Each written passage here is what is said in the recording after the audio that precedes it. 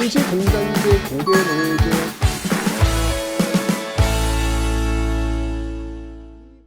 자, 국내에서는 이 민족 말살 통치 정책,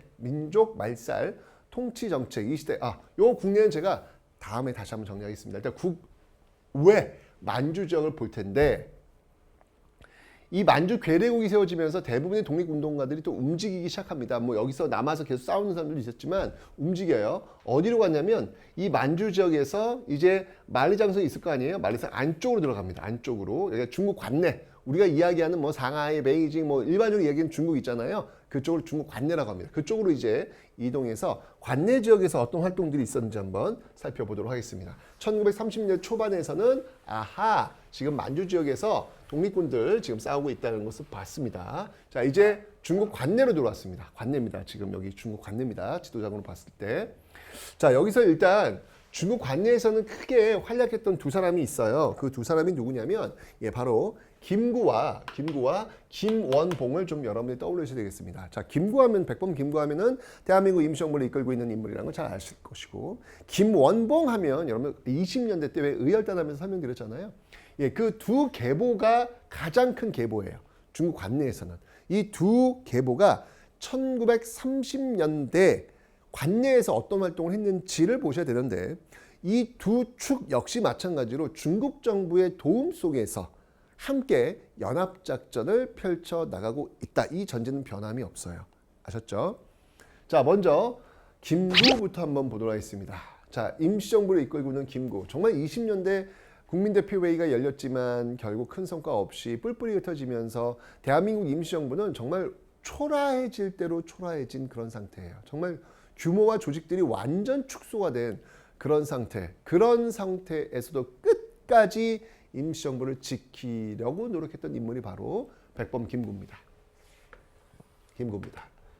자, 국민대표회의 이후에 이렇게 초라해진 대한민국 임시정부, 우리가 살아있다, 우리 활동하고 있다, 이걸 보여주기 위해서 만들었던 조직이 제가 한인애국단이라고 설명을 드렸어요. 그래서 이봉창은 일본에서, 윤봉길은 중국 상하이 흥골공원에서 폭탄 터척했고, 이 윤봉길의 특히 의거가 성공하면서 중국이 전폭적으로 지원해주는 그런 계기가 되었다라고 설명드렸죠. 뭐 물론 이것뿐만 아니라 만주사변 이후에 일본이 적이 되면서 중국 정부는 일반적으로 이 한국 정부를 지원해줄 의지가 분명히 있었던 그런 시기이기도 합니다.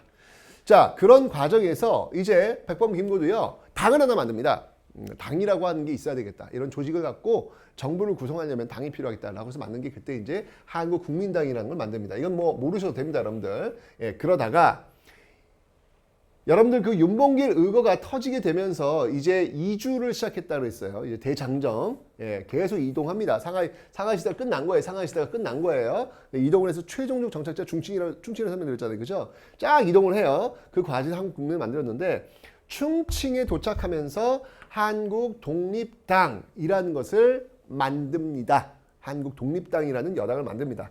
이 충칭이라고 하는 건 여러분들 지금 현재 충칭을 얘기하는 거예요. 현재 충칭에는 한국 독립당이 만들어진, 창설된 그 지역이 다 포함됩니다. 다 충칭으로.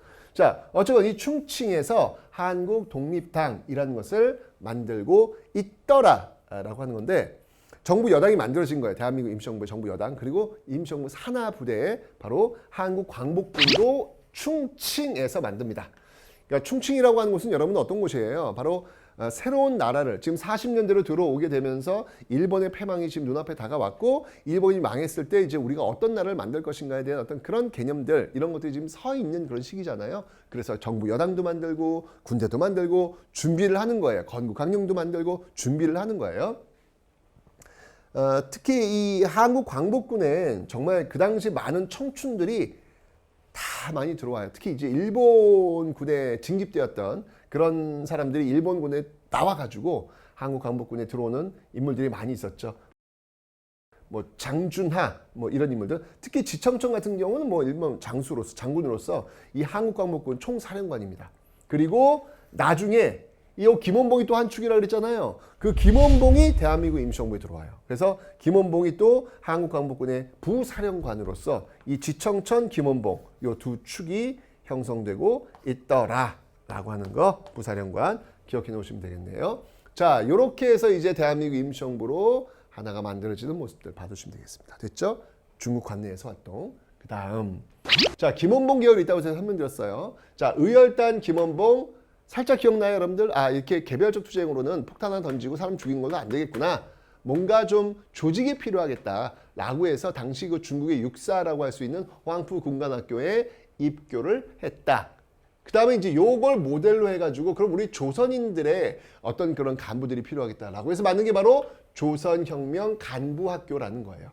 조선혁명 간부학교라는 걸 만들고 이후에 이제 드디어 민족혁명당이라고 하는 당을 만듭니다. 이 민족혁명당은 정말 중국 관내에서 정말 어마어마하게 큰 조직이었습니다.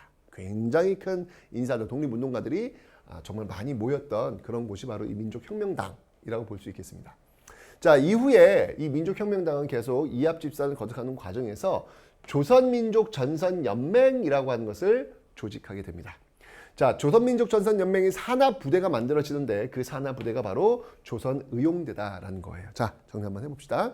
자, 20년대 여러분들 홍범도의 대한독립군 봉오동 전투 있었고요. 그 다음에 김좌진의 북로군정서 청산리 전투 있었습니다. 두 개 알았죠? 그 다음 30년대 초반 만주였어요. 만주의 한국독립군 지청천 이끌고 있었다고 설명드렸고요. 조선혁명군 양세봉이 이끌고 있다라고 설명드렸어요. 4개 배웠어요. 자, 이제 2개만 더 배우면 돼요. 두 개가 바로 대한민국 임시정부 산하의 한국광복군 지청천이 이끌고 있고요. 그 다음에 김원봉 주도에 만들었던 조선의용대 하나, 그래서 6개. 군대는 6개만 기억하시면 돼요. 아셨죠? 이 조선의용대는 여러분들 만들어진 게 38년도야. 아까 한국광복군은 40년대거든요. 이거 40년대 만들어지거든요.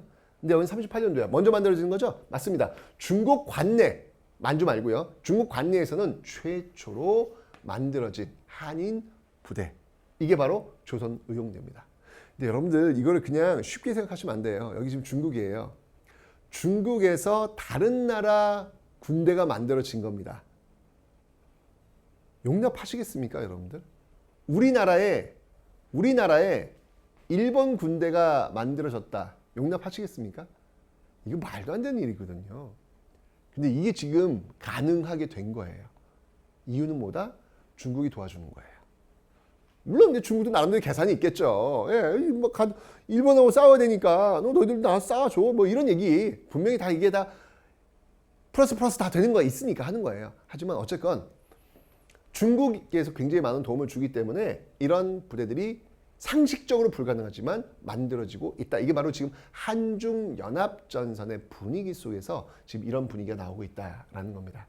이 조선의용대는요, 나중에 일부는 한국광복군, 김원봉과 함께 한국광복군으로 편입되고요. 일부는 사회주의 쪽으로 갑니다. 그 이동하는 과정 속에서 조선의용대의 그 호가장 전투라는 게 있어요. 이 호가장 전투에서 승리를 거두고 이후에 예난, 그 사회주의, 그 중국 그 사회주의자들이 모여 있는 곳이 예난입니다. 그 예난으로 가서 조선의용군으로 또 재편되는 모습들이 있더라라고 하는 거. 조선의용군. 여러분, 이 조선의용군이 어떤 거냐면요. 나중에 6.25 전쟁 터졌을 때 왜 중국군이 개입하지 않습니까? 그 개입했을 때 앞에 있었던 부대가 조선의용군입니다.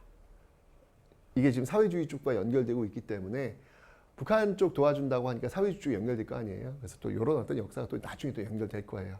어쨌건 네, 이런 어떤 그 흐름이 있다. 아, 여기서 좀 핵심은 뭐냐면 김원봉이 중국 관내 최초로 조선의용대를 만들었고 그 부대를 데리고 대한민국 임시정부에 1942년도에 합류했다.